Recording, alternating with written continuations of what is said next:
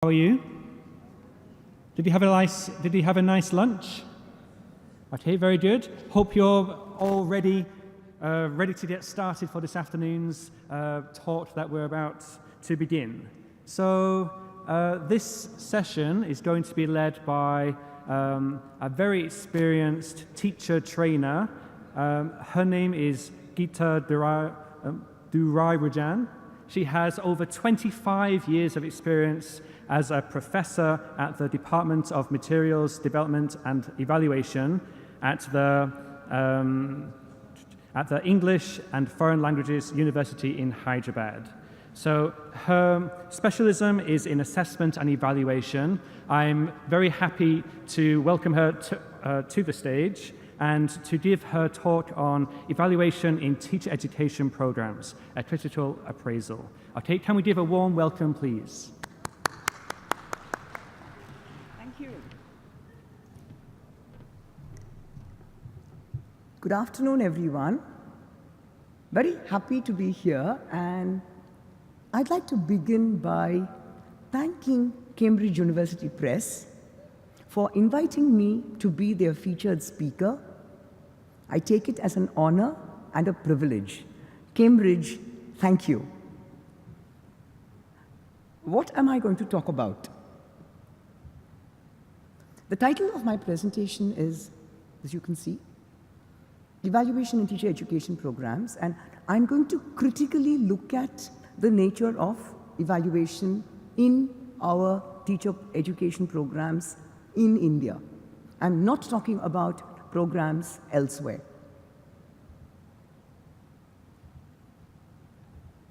You'll get my details later. The focus of my paper. When we talk of evaluation, there are two kinds of evaluation we can talk about. One is, as you know, program evaluation. So it's the evaluation of programs. The other is performance evaluation of student or teacher performance, that somebody registered for a course. So this performance evaluation is a part of program evaluation. And when we talk of evaluation, I am not going to look at, first of all, program evaluation in this paper. I'm going to be looking at only the evaluation of students who are teacher trainees and their performance when they are students. This evaluation could be of two kinds. A, what do I mean when I say teacher capability or skill as existing?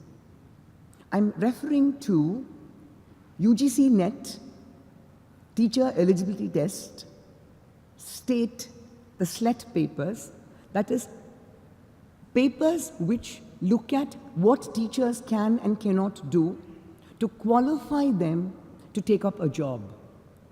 So in a sense, it is like teacher proficiency.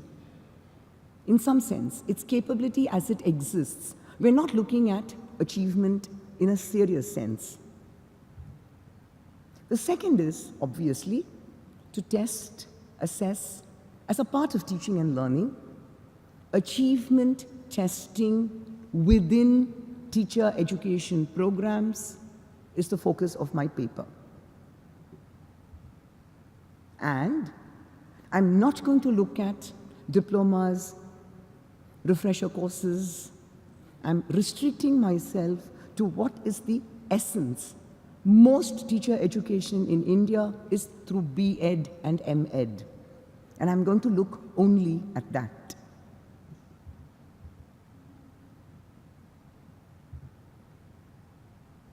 What do I mean by a critical appraisal? It's in 4 parts. What are these? I'm going to begin, it's going to be a critical appraisal which begins with around 2004, 2005 till 14 and beyond. A, NCF. For those of you who don't know what NCF is, National Curriculum Framework, which was published in 2005 by NCERT, and NCFTE, National Curriculum Framework for Teacher Education, which came out in 2009. The statements made in these documents about the nature of evaluation that ought to happen within teacher education programs. I'm just picking a few of those. Then, I'm going to go on to look at a few, very, very few sample question papers and also a few responses, views of teacher educators and trainees about the nature of these questions and the reasons for them. Then I'm going to move to the new curricular framework. B.Ed and M.Ed are both going to become two-year programs.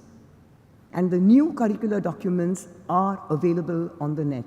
I've taken them from there. What do those documents say? This is a look forward about evaluation. And last of all, are there problems even in those documents? And can we look for alternative solutions? This is what I'm going to do in my paper. Okay, first, I'll do the NCF and the NCFTE separately. I've just taken, as I said, it's like a bit of salt and pepper. I've just taken a few statements here and there. One of the most important statements made in the National Curriculum Framework, which has been used in many textbooks, is that knowledge is co-constructed by the child and we have to assess. What does this mean? I'll take and use the classic example that was given in the NCF framework itself. That when we go to a school and talk about transport systems and ask the child, what does transport system mean to you? For a metro child in a big metro town, it could be trains and buses and cars. The opposite could be a child who says bicycles, bullock carts, one or two buses. Aeroplanes don't exist for them as a transport system. What the child has understood is dependent on what the child knows, and therefore knowledge is co-constructed by the child and teacher. And that we need to engage with this in our textbooks is a clear mandate from NCF. Second, huge statement made way back in 2005.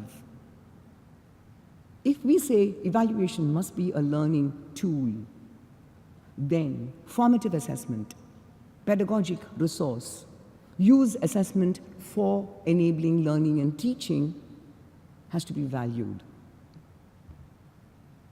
And therefore, this is like an odds and shoulds. Teachers should use a range of assessments. The statements are there. NCFTE.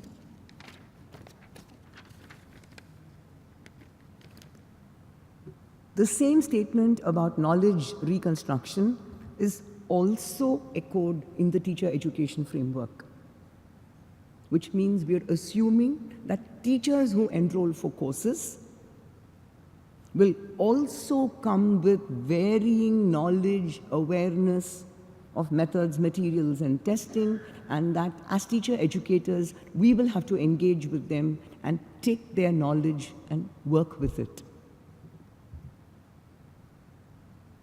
And that is why NCFTE says that we should make them into thinking professionals. Reflect on your experiences, talk about it, and grow. Now, this is the mandate at NCFTE. Therefore, huge step made in NCFTE, that CCE, which we're all talking about in schools, continuous comprehensive evaluation, should be extended to teacher training programs. That there should be CCE happening even there. I think that's a very valid statement to make. But what the problems are, we'll soon get to by and by. I'm moving from there to looking at some question papers. So I'm leaving the statements made in NCF and NCFT for the time being. On my PowerPoint, I've left it. I hope you'll carry the statements in your mind and link with question papers and sample questions. I don't have full papers.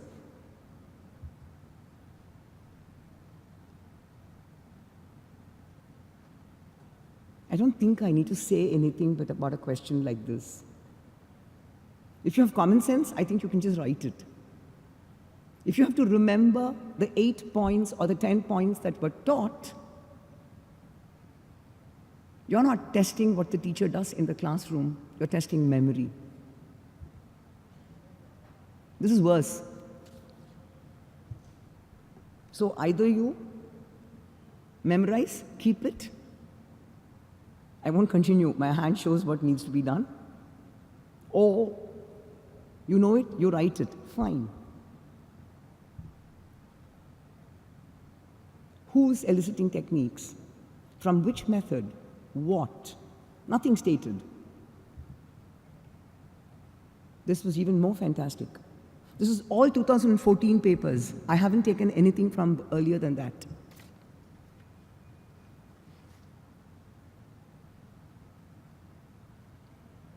Will the teacher writing an examination, timed one-shot writing, be able to think of games, write about it, and get marks? I'm not so sure. Okay, that was B.Ed. One would have thought a master's program would be better. I don't know, and I could not find out what these Deming's 14 points were. This was school management. If anybody has the answer and can remember all 14, I'd be very happy if you told me at 2 o'clock, at 3 once I finish. I mean, but look at the second one. How many theories do you remember? How do you carry all that information? And even if you have to engage with it, reproduce it in an exam, you'll get 20 minutes to write this essay, 15-mark question, 30 minutes maximum, you're lucky. And the last two. The last one took the cake for me. Grant and aid system. Why should some teacher remember the grant and aid system? You want to look it up, you'll use the net. Which teacher is going to go and write and talk about this? Okay.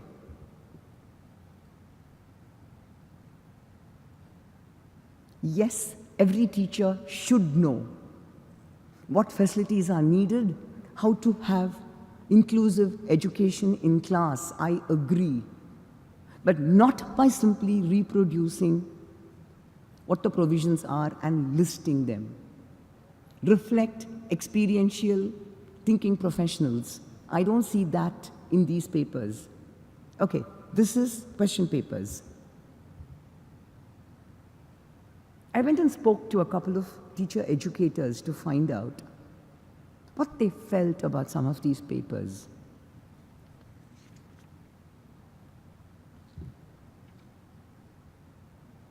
This was classic. Who are these methods masters? Those who sit on curriculum boards and decide the nature of the question paper or even set the paper.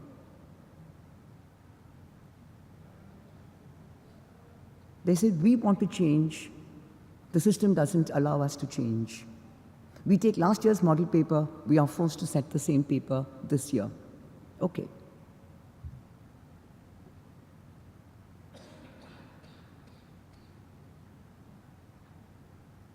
This was what apparently they were all told. They will increase marks. In colleges, all the teacher educators will give high marks. We can't afford it. So we have to be strict.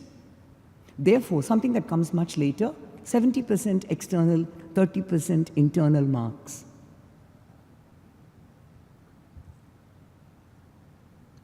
I felt sad when I heard this.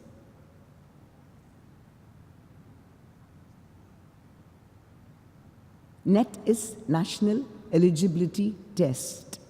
For a master's in education, you take the NET in education, you qualify to become a lecturer. But just hold this. I want to do other things. I teach what is a NET for a little while. I'm going to come back to this idea a little later. Okay? I also went and got teachers who've just finished a B.Ed and M.Ed to tell me whether they feel the same about these papers. What are their voices?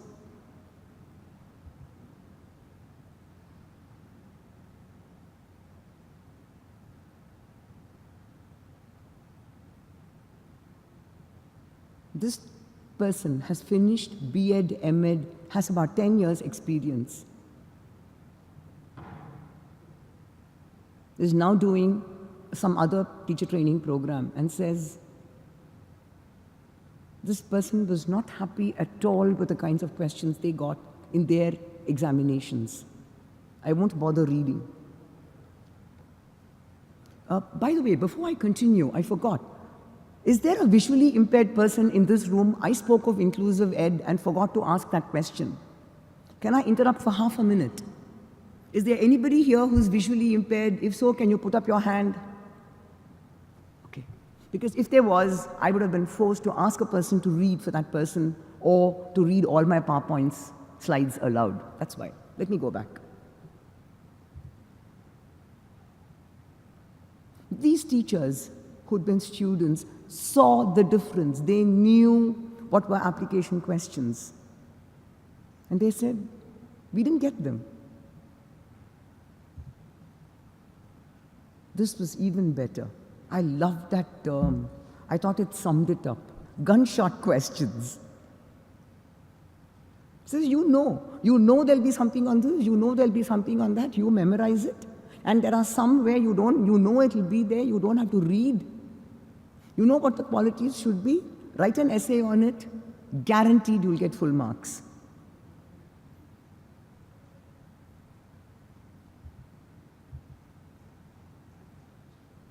It was not just this comments. Listen to the next set and read about this. This was a passionate statement made by somebody who said, I could never cope, I could never get marks. Of course, this person had done a course with me and has had experienced open book exams. As I said 3 years ago in this TEC seminar at this conference, 25 years, I've never set closed book exams. This person went to the extent of saying, why can't they give us the kinds of questions you give us? I didn't have an answer.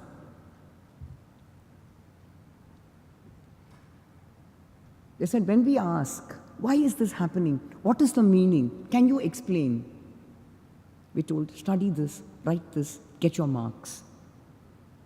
That's not helpful.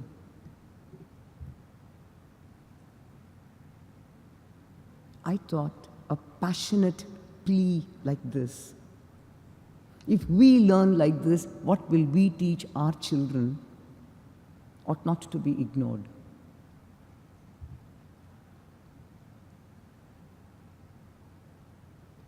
This person has taught for 5 years and says, I land up only teaching my students get out, meaning pass. I don't know what else to do, but I don't like it.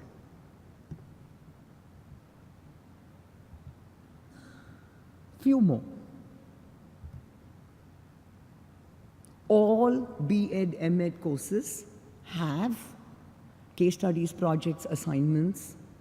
It's all there. But they said, yes, we have to keep record books.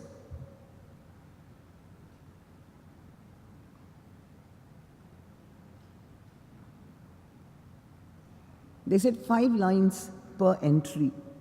10 lines per entry, our job is done. This is not formative assessment for learning, which is what projects were supposed to do.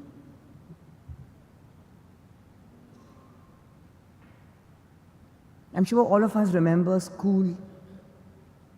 We did all our experiments, and then in that record book, there shouldn't be even, we were told, not one line struck out.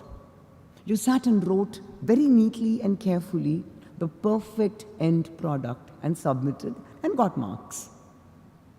The travails, the tribulations of burettes breaking, of something going up in flame, of learning that some acid, something happens, none of that got into record books. And that's the same thing that's happening here.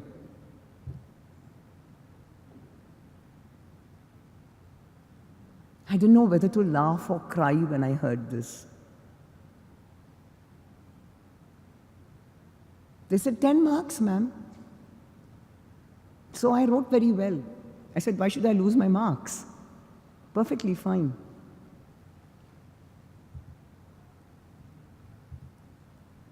Okay, I'm now moving on to looking at something which is a look forward. Some universities, some colleges, some institutes have started implementing these new curricular frameworks. Some others haven't. But 2015, June, July, I was told that all B.Ed and M.Ed programs will become a 2-year program. So but I have not been able to get any data about what is happening in colleges where it has already begun. But there are not many in that sense. So I'm only looking at the statements made in the framework.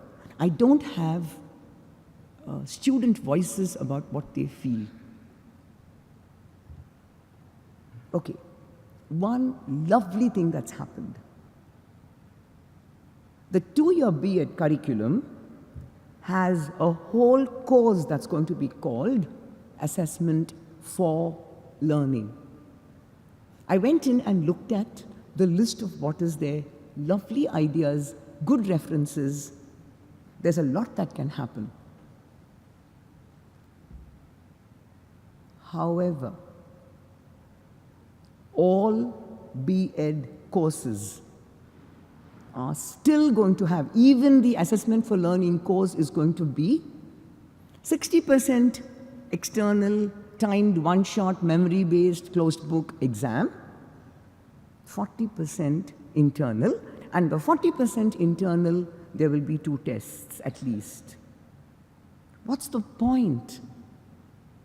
If I can't assess a course on for learning only with formative assessment,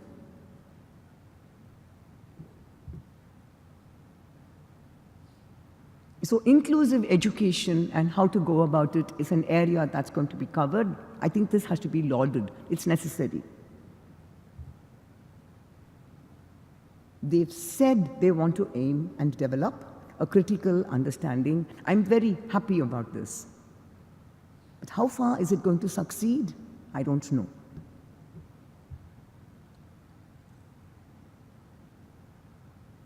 At least it's there, but a statement like this was also available in NCFTE, so I don't see anything new in something that says we should have dynamic assessment processes. These shoulds and oughts have existed 2005 onwards, 10 years.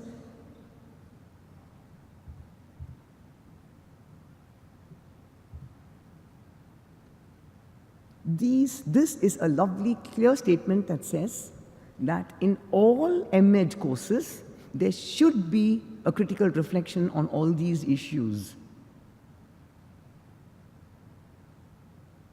which again was stated even in the focus papers on various subjects that were published before NCF 2005. There was a whole focus paper on special education and on gender. So it's not as though we have not had all of this for 10 years for us to say, yay, we're doing something new. The question is, how is it going to be realized? Fine.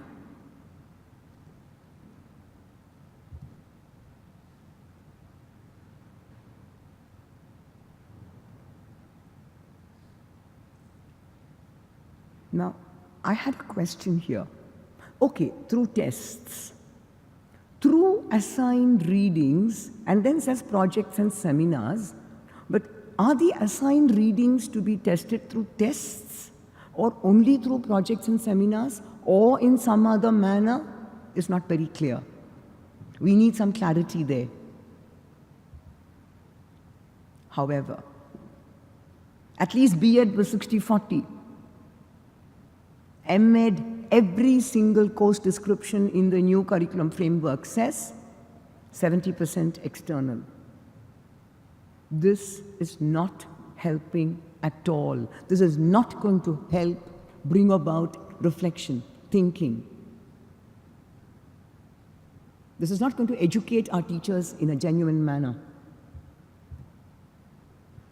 So again, I went back to teacher educators who were aware of the curriculum framework and said, look, this is coming in and this is going to come in. Do you have anything to say?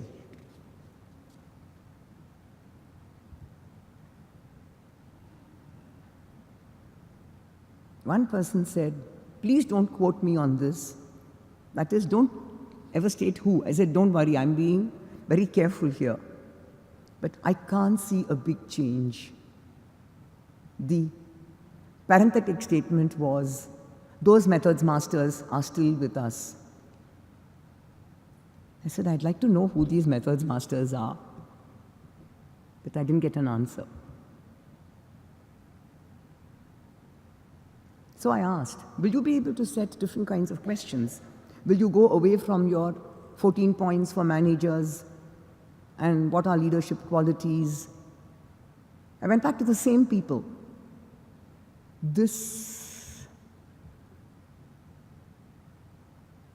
Very honestly, this person said,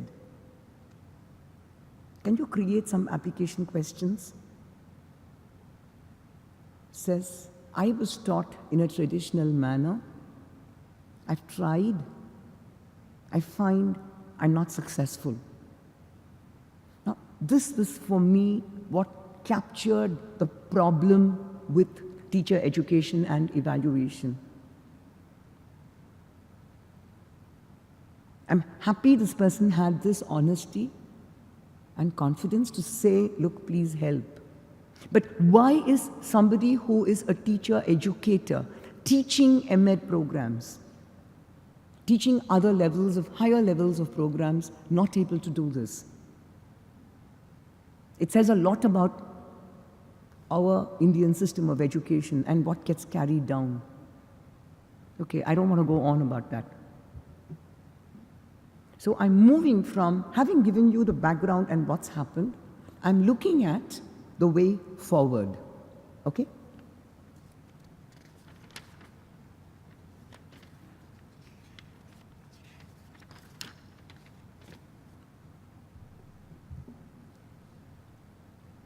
B.Ed new program says one course in assessment for learning. I think that's a good thing to happen, but I'm not sure that it's enough. One swallow does not a summer make.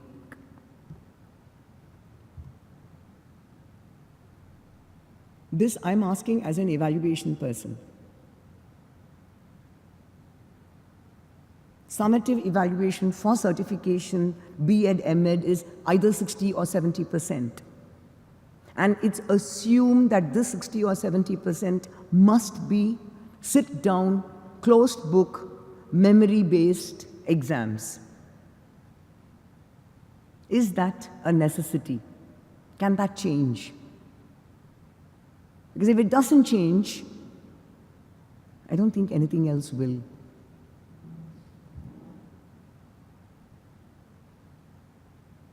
Of the many colleges and universities, a half dozen are practicing continuous comprehensive evaluation in some form. I'm not sure about the comprehensive. But we want our teachers, when they go into schools, to do so much.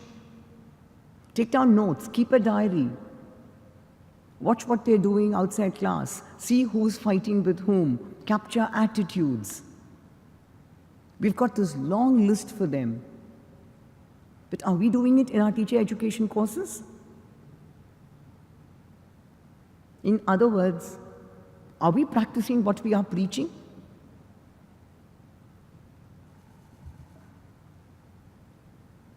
And the basic issue for me goes back to trust. Remember that statement? They will hike the marks. Teacher educators will hike marks. We must control them. How is this acceptable? At what level do I say, yes, this person is a responsible human being and will not go away giving marks left, right, and center to everyone? Where does it begin? I'm taking the phrase out of Dr. Prabhu, who spoke of a teacher's sense of plausibility, and way back in the 70s created a resource book for regional medium level school teachers to use. He said, I'll give them a resource book of tasks, they decide what their class needs and they take it in. If in the 70s we trusted our school teachers in government schools, where has that trust gone? And I don't see that trust in the 60-40, 70-30 calculation.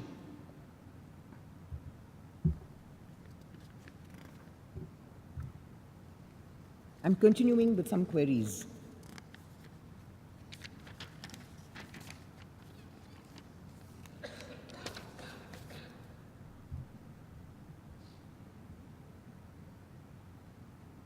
If we stand and lecture, remember these 14 points, remember these 2 ideas, remember these 10 theories,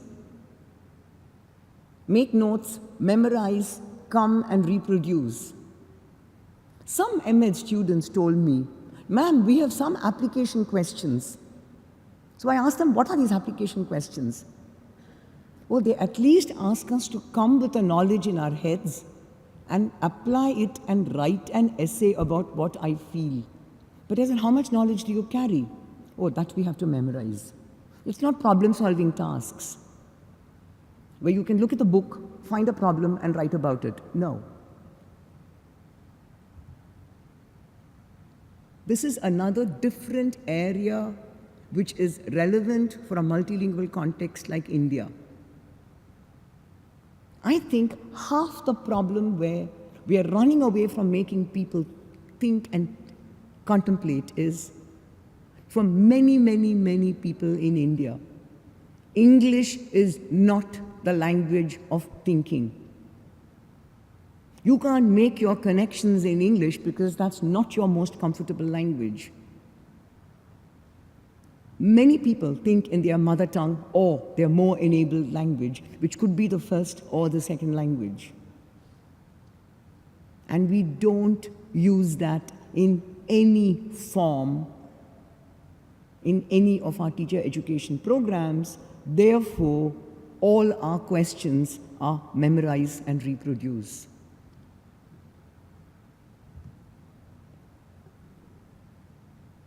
So I'm asking a different question. I'm going beyond evaluation. I'm referring to Jim Cummins, context embedded, context reduced, cognitively demanding and cognitively undemanding rectangle that many of us are familiar with. I haven't got the reference here because it's well known. If somebody needs it, ask me after the session. And I'm going to refer to a paper that was presented in this hall in 2013 with a very similar idea. These are 2 people working in South Africa. Michael Joseph and Esther Ramani. If you were here in 2013, you'll remember. They spoke of how they have a program where 2 or 3 courses are taught through the local language, the others through English. The texts in English are easier. The texts in the other language are higher. And amazing connections are being made because you're using a valuable resource. Now, practicalities of this question I'll come to in a minute, after I posit my solutions.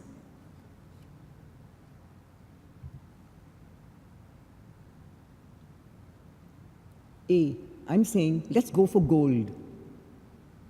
Can we not look at 70% certification-based, timed one-shot writing, all of that, as the only way to get summative assessment done? Can that be cut to 30, if it has to be there? Can a large part of it be assessment by the teacher? Why do I want this? How am I doing for time? 10 minutes? 15 minutes. 15, 20. Okay, I'll finish much before. It's fine. Okay. If we want to go beyond the 70-30, we will have to engage with portfolio assessment, not final, perfect, end product, model, film star portfolio. They pick their best and they carry it in a file. That's not what we are talking about in education. We should be able to say, put your points down, write a draft, I'll give you feedback, submit the final after discussion, and I'll value the growth from where you began to where you've reached and grade that. Process portfolios. And only the teacher who teaches can do this. We need to increase the amount of assessment done by the teacher. External examiners cannot evaluate students except by marking essays in a hopefully reliable manner. I'm using a technical term from psychology. This is Cronbach. Maximum and typical performance. I'll take 2 minutes to explain this with an example that I use in my classes. Anybody who's been a student of mine is going to smile. Okay? I'm sure most of you drive two-wheelers or cars and have read the advertisements that say 60 kilometers per liter, 80 kilometers per liter, and so on. There are some fantastic promises made. Small print at the bottom of the ad, you'll have one line. Under test conditions. What are these test conditions? You know. Aligned vehicle, perfect roads, well-tuned, no potholes, no speed breakers, no traffic. That is perfect maximum performance.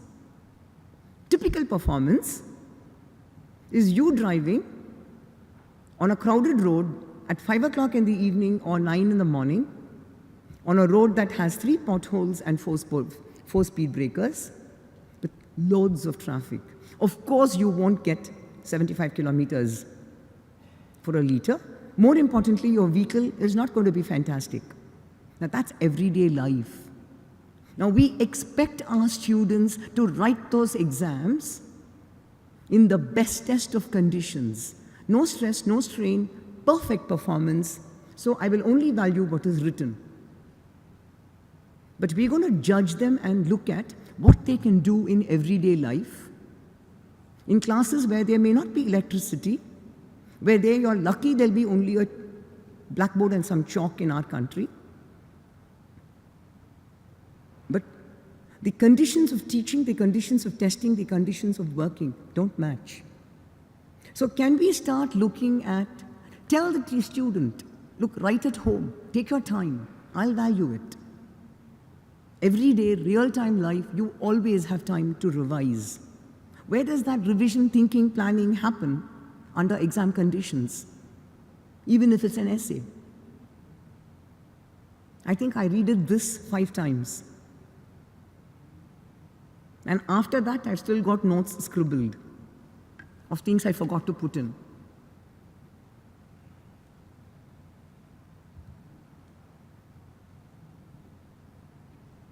Assessment as learning. Create scoring criteria for each essay, task specific. Get the teacher or the teacher student to assess himself and herself. By going meta on what they've written, by looking at it and asking, what went wrong? They will learn, they'll begin to reflect, they'll begin to think. We're not using assessment as learning anywhere in our courses. For learning to some extent, but only formative, 30–40%, of which 2 are tests. Where does that leave us? 10%? I don't know. I'm not a maths person, but small number. Now, why am I asking for this?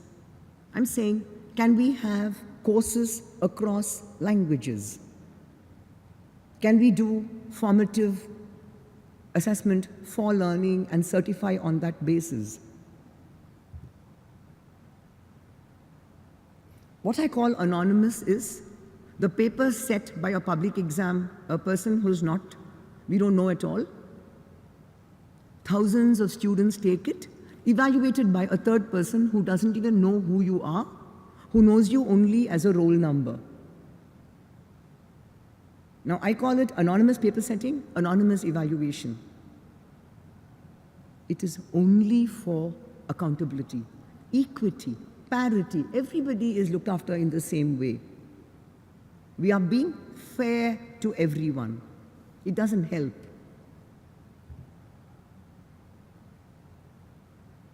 If I need to judge, evaluate my student, and if that judgment has to be valid, if I'm going to say on the basis of this answer, yes, this person can become a good teacher. We're looking at a sample. I'm a testing person, so I can't resist that example. We're looking at a small sample of performance. We are making judgments about overall capability. That judgment will not be valid unless they know each other. Because I look at it, I know who the person is, and I say, okay, this person is a first-generation learner who's struggling. Let me ask this person to do something else for me.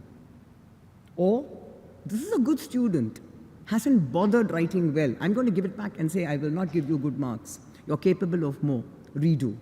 The redo could be for both reasons, but that's because we know our students. We know our teachers. I'm going back to trust.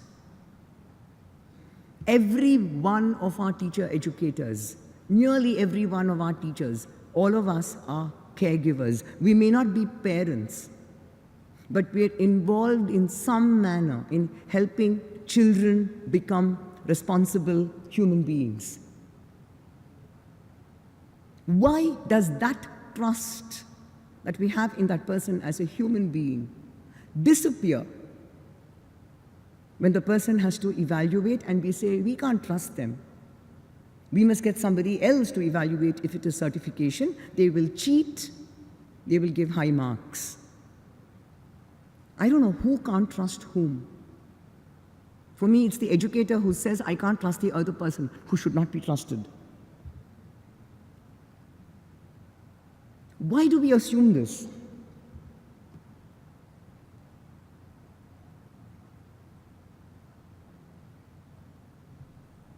Responsibility has to be given. Initiative is always taken. Unless we give teachers and teacher educators their responsibility, they won't take the initiative to change. We have to give it to them and then see where to go.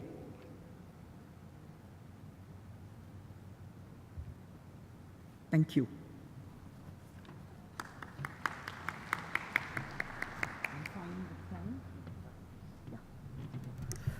just exit so that I'll just leave it there for those who'd like to take mine.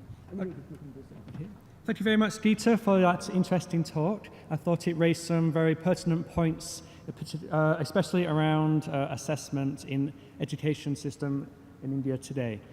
Does anybody have any questions? We have about 10 minutes or so. Would anybody like to ask some questions? We have volunteers with microphones, I think. If you would like to ask a question, please raise your hand. Yes, at the back. Do we have a microphone? Yeah, fine. Let me. Do you want me to come back there? Or this is easier to take down. Good afternoon. I come from West Bengal, and I have one comment and one question. In West Bengal, the B.Ed and the M.Ed courses are taught in the mother tongue as well as in English.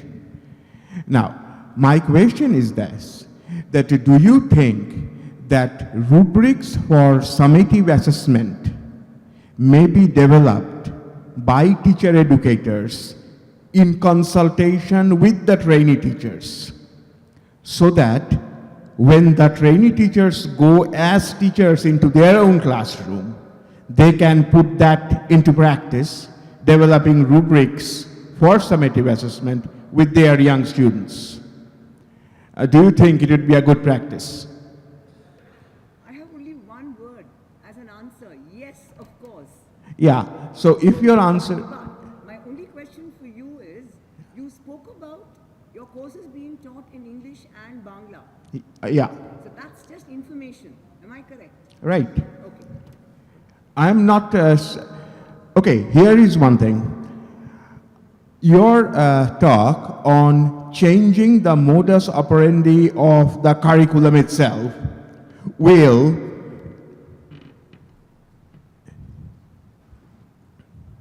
Yeah.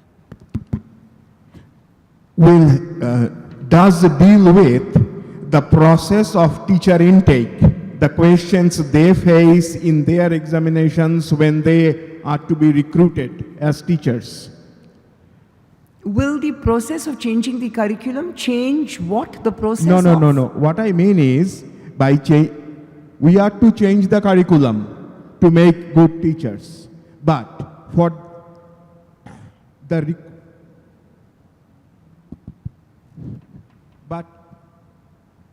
the recruitment process, the tests they give to become teachers after passing the teacher education programs, those tests, those examinations also must be reoriented.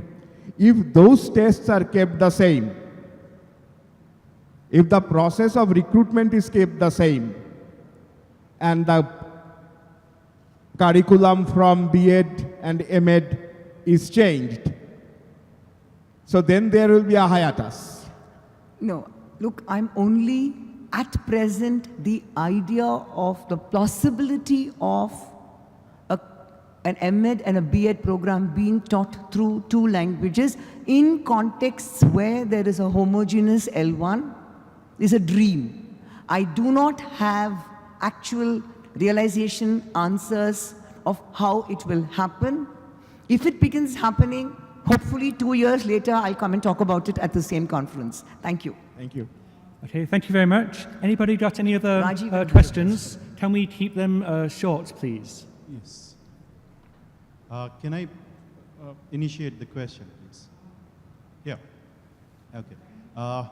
Teacher knowing the student and then making the test paper accordingly is an ideal situation. But how we are going to have that kind of environment in a public school or the private school, and how does the administrator are going to accept this proposal? One, I'm talking about teacher education. In this paper, I'm not talking about school education. However, all schools, to the best of my knowledge, until class 10 and class 12, Your final exam papers are set by the class teacher and evaluated by that teacher. What is the problem? And why can't that same pattern continue into teacher education?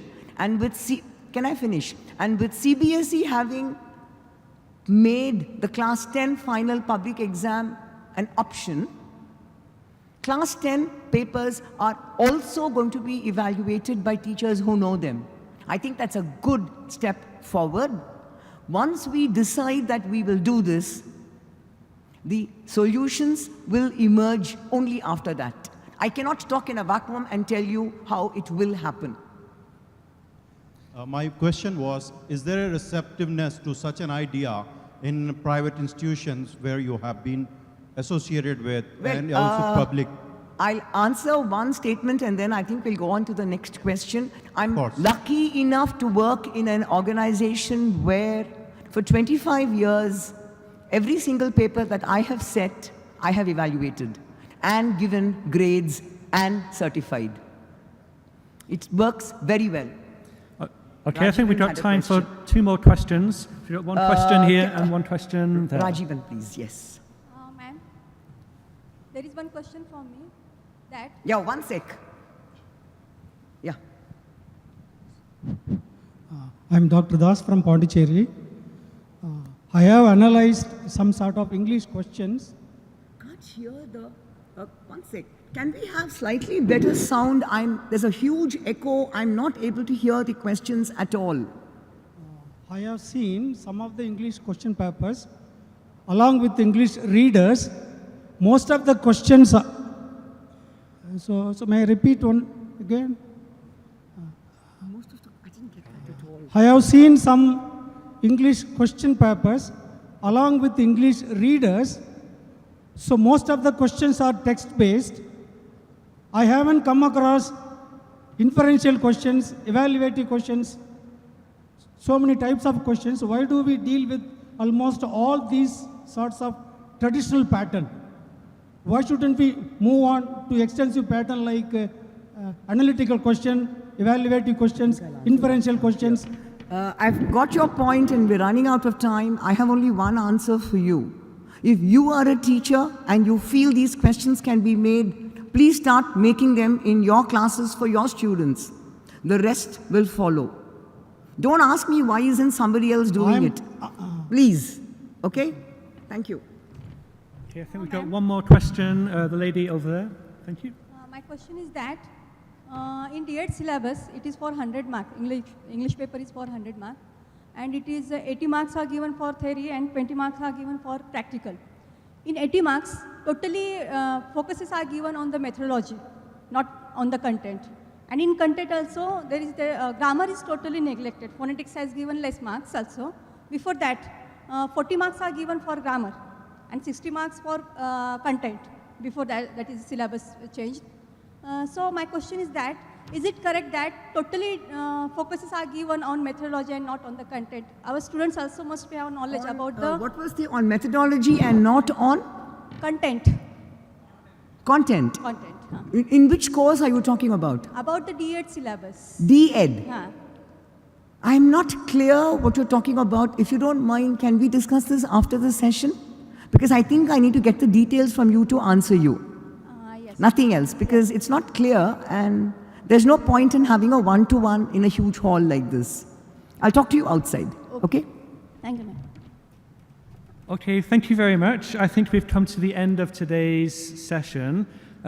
If you would like to hear more about this topic, Geetha will be at the Cambridge book launch at 5 o'clock this evening, where she'll be launching her new book on assessment. And that is in room G03. Okay, so let's just have a round of applause for Geetha as we show our appreciation for her. Thank you. Thank you. Thank you very much. Thank you. Thank you. Let's close this.